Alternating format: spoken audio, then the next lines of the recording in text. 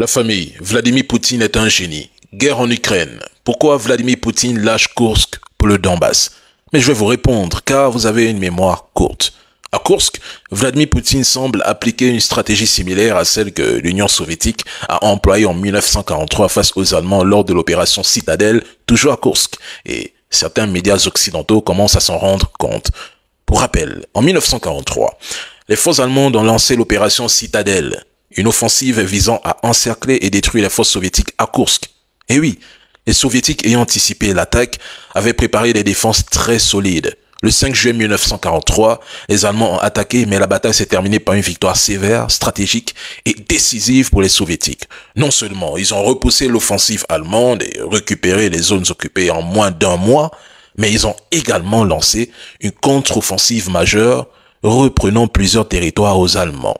Cette défaite a marqué un tournant dans la guerre sur le front de l'Est, affaiblissant de manière significative la capacité offensive de l'armée allemande, tandis que l'armée rouge continuait d'avancer vers l'Allemagne. Mesdames et messieurs, ici Zelensky a été piégé pour permettre à la Russie d'avancer en Ukraine et de conquérir plusieurs villes stratégiques. Une fois cela peut être accompli, la Russie pourrait encercler Kursk et éliminer définitivement la menace ukrainienne, comme ils l'ont fait avec les Allemands en 1943. Et je vous l'ai dit dès le début, la famille.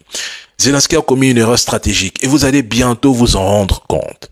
Si l'Ukraine, par exemple, n'avait pas partagé une histoire et une culture commune avec la Russie, ce qui s'est passé le 26 août en Ukraine aurait été 100 fois plus violent dès le 24 février 2022. Et en passant, plusieurs missiles russes ont été largués hier en Ukraine. Voici toutes les zones qui ont été quasiment touchées. L'Ukraine a perdu la moitié de sa production d'électricité. Les installations militaires et les infrastructures en Ukraine ont été soumises, je dirais même, à la plus grande attaque de missiles de toute l'année. L'Ukraine va traverser un hiver difficile. L'hiver prochain sera pire que le précédent.